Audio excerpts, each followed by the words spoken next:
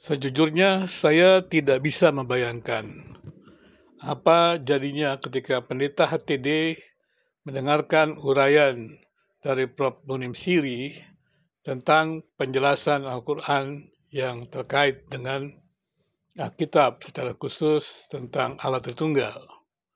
Di sana, Prof. Munim Siri menjelaskan bahwa Quran sama sekali tidak sedang menyerang doktrin daripada mainstream daripada Kristen, yaitu tentang Allah Tritunggal, tetapi terkait dengan heresi atau bidat yang pada waktu itu ada pada abad permulaan Islam ada.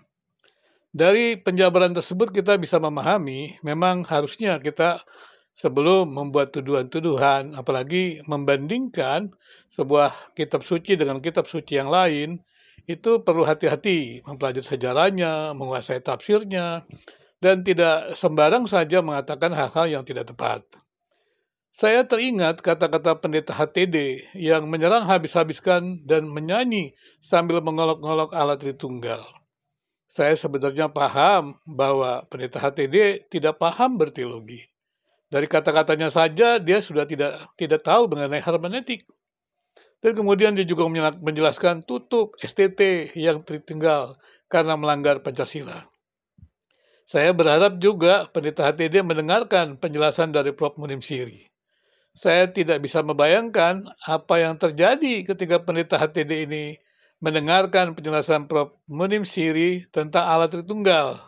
Dan kemudian dia merasa oneness-nya adalah Allah yang benar. Walaupun sekali lagi dia tidak mengetahui sejarah pemikiran Kristen dan terlalu berani. Jadi pendeta HTD terlalu berani mengatakan diri tahu Alkitab. Bahkan mengatakan juga dia punya sekolah yang Alkitabiah. Karena itu saya berharap teman-teman yang juga mengamati pendidikan, tolong diamati ya dari pendidikannya Pendeta HTD. Katanya sih online, supaya jangan sampai dia menebar hal-hal yang tidak benar. Apalagi itu pendidikannya pendidikan publik, ya apakah dia memberikan gelar atau tidak. Karena saya juga tidak tahu apakah Pendeta HTD ini punya gelar atau tidak, dapat gelar dari mana begitu. Nah ini perlu ditelusuri supaya jangan sampai ada banyak orang-orang yang menggunakan gelar kemudian menghasut masyarakat dengan sesuatu pertentangan-pertentangan. Salah satunya mengatakan STT Tritunggal itu yang percaya Allah Tritunggal itu dikatakan sesat, tidak Pancasilais. Mengerti Pancasila saja dia tidak bisa, demikian juga mengerti tentang Tritunggal aja dia tidak mampu. Dia hanya menolak saja, tetapi dia sudah bersuara begitu keras. Dan sepertinya dia mampu berapologetika. Padahal apologetika adalah penjelasan tentang imannya, bukan menyerang tentang yang lain. Kalau dia memang tidak paham Allah Tritunggal, ya jelaskan saja dia tidak paham Allah Tritunggal. Tidak perlu dia mati-matian menyerang Allah Tritunggal, itu tidak Pancasilais.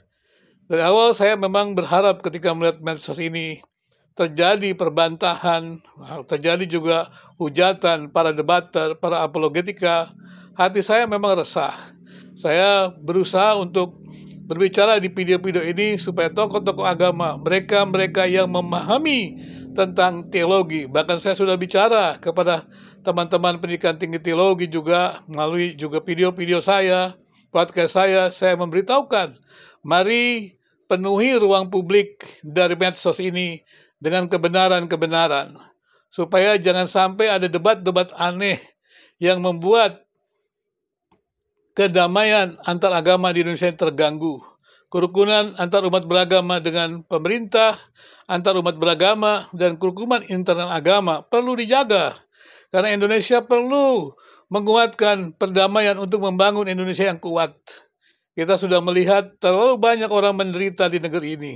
Terlalu banyak orang yang tidak mendapatkan pendidikan yang baik. Terlalu banyak juga kemerosotan daripada pemberian ijazah yang tidak berkualitas. Kemudian menghadirkan hal-hal yang tidak baik dalam masyarakat.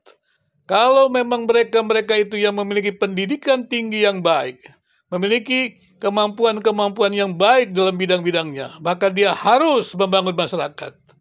Saya selalu teriak kepada teman-teman, boleh Anda membuat jurnal, karya-karya akademik.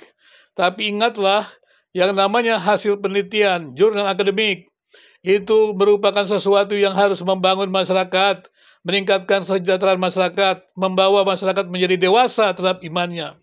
Kalau kita bicara tentang agama, bahwa mereka harus menjadi dewasa dalam imannya, menjadi orang-orang yang berpikir kritis ketika mereka beragama, dan mereka juga menjadi orang-orang yang menguatkan perdamaian untuk bisa menghadirkan damai di Indonesia ini. Hati saya memang bergairah sekali ketika melihat makin lama makin banyak para pakar yang hadir di medsos ini. Dan selama ini hati saya resah ketika medsos hanya terjadi perdebatan, makian, hujatan, baik antar agama maupun internal agama. Dan repotnya yang melakukan itu adalah bukan pakar-pakar teologi, bukan pakar-pakar agama. Dan kalau sampai itu terjadi terus-menerus, kita bisa bayangkan bagaimana masyarakat itu akan menjadi muak dengan agama. Mereka tidak tertarik lagi beragama, karena agama menampilkan wajah garangnya, agama menampilkan wajah-wajah kekerasan, agama menampilkan pemikiran-pemikiran yang tak berkualitas, pemikiran-pemikiran yang tak bermutu, hujatan-hujatan, cemooh-cemooh, makian-makian yang tak berkualitas. Harusnya agama itu menghadirkan perdamaian, agama itu menguatkan perdamaian. Karena itu teman-teman yang di medsos ini yang memang menguasai tentang bidang-bidang secara khusus di agama, marilah kita penuhi medsos ini dengan pikiran-pikiran yang baik. Saya setuju dengan teman-teman Katolik. Ketika menjelang kedatangan Paus Fransiskus, maka mereka memenuhi medsos ini. Demikian juga setelah kedatangan Paus Fransiskus.